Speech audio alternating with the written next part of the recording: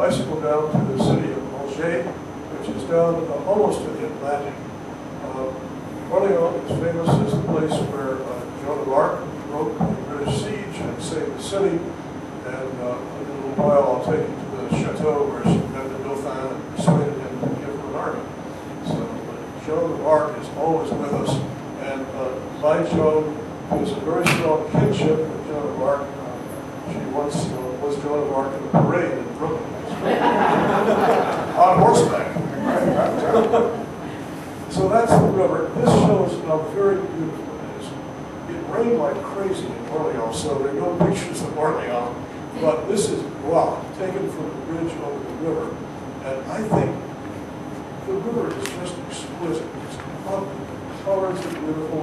We have blue sky. Here's Jody on the bridge, taking it easy for a minute. And that's looking downstream from the bridge.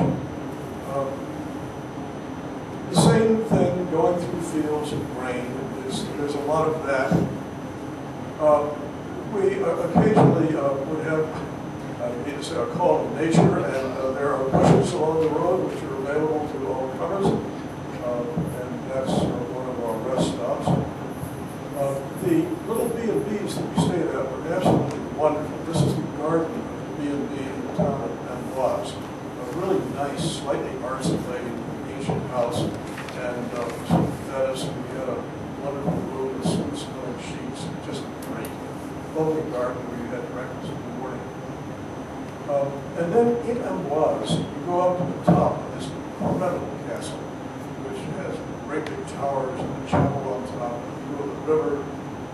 Looking back, I discovered today, reading a little Amboise history, that during the religious wars, the Portuguese hung 1,200 Huguenots from the walls of the castle on hooks. It was so bad, the royal family had to temporarily move out.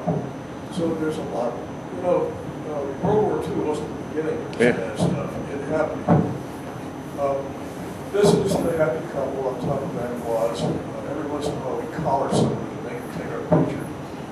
And that's looking up the river.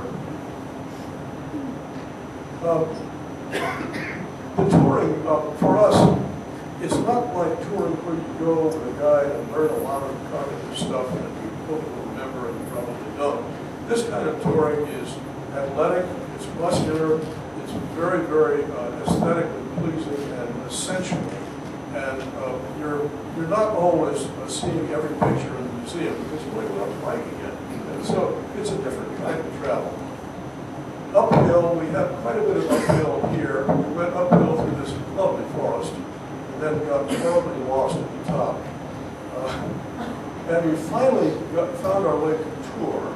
This is taken outside the Musée des Beaux-Arts in Tours, the art museum, and this is a 200-year-old cedar of Lebanon. Just wonderful. I love trees, and this is just a really nice nature. And in the museum is a nice collection. This is Diana, and that song is familiar. Anybody know? Familiar? And this guy spent 78 years in the French army. He died at 108. It's not notable art. The man is very notable. Old French aristocrat. This is a family. They park their car by the Loire River. The kids are in swimming. Mom and dad are having a picnic. It's just wonderful. And I couldn't stop taking pictures of the Loire. I love it there. Charlie, is that because the water was so cold that only the children could go swimming, or was it because of another reason? Mom and dad couldn't go in. Hey, Jay, I may be jammed here, and I don't know why. I need a technical group. Let's see, yes. Oh, there it goes. Thank you. Joan fixed it. Good. Okay.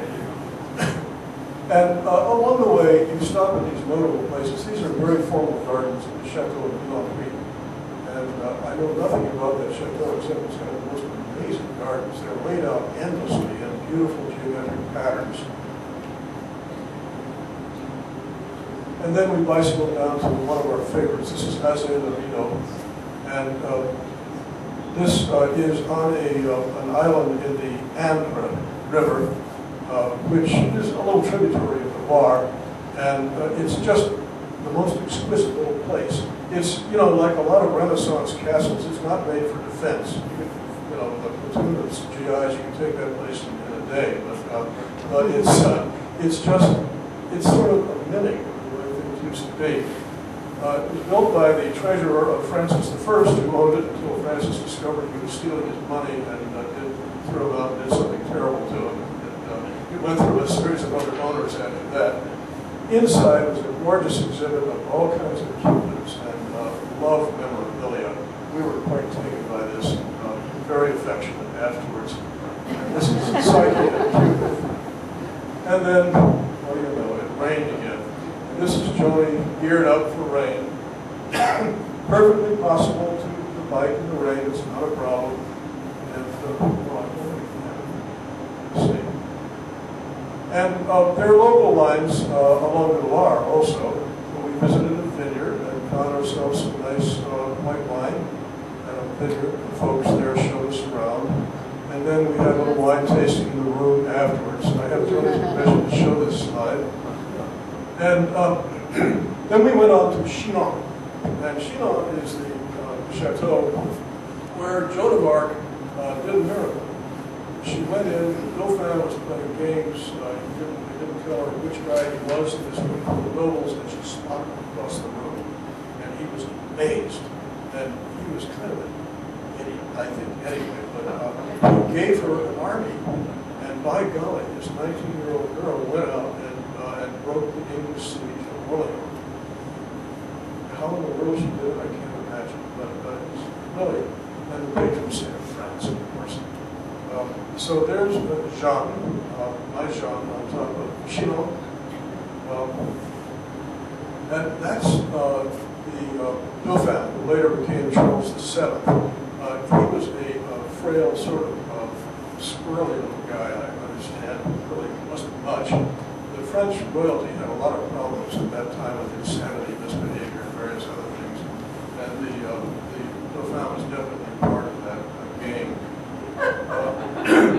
And here's Chinon from across the river, really pretty. They're working on it. You see the big crane up there. And we went after that through endless vineyards. I've never seen so many vineyards. Acres and acres, lines. Little town along the road. This is Cuno. It's an 11th century Norman-style priory. Wonderful building. We didn't go in. Like a lot of places, we didn't quite stop long enough to go in. Apparently, there's some fabulous sculptures inside. It's a major tourist destination. This shows that the French are very concerned about safety. The bike path ends perpendicular to the river, and they want you to know that if you go too far, you'll begin to drink. So I love the sign. And then we biked down to our final destination. This was the Chateau in Angers. And Angers was the seat of the Dukes of Anjou. And it, like these other places, this one was a Roman fortress, and then in the 9th century they started building stuff there. St. Louis the 11th, I guess, built a big castle there. It was famous because either Catherine or Marie de Medici was there. Marie was there, she and her son were having a war, they had a battle outside, and she lost, and she went into exile. So a lot of fancy stories about this place. It is perfectly gorgeous. I love this images. I wish I could show you more of them. This is the view of the Maine, M-A-I-N-E, river from the castle top. And as a cardiologist, I was delighted to find that they had digitalis growing in their garden. They have beautiful gardens up in the castle. And in the castle halls, there are the apocalypse tapestries, which are wonderful old tapestries of the apocalypse story. We then took the TGV back to Paris and dropped Tess, and we moved back to Paris. And like these other trips, we regaled ourselves with a little culture after the biking. This is me at the Tuileries, and you can see the Eiffel Tower in the background. Looks like it's about to rain again. I don't know. And looking out at this very opaque structure out out in the courtyard. French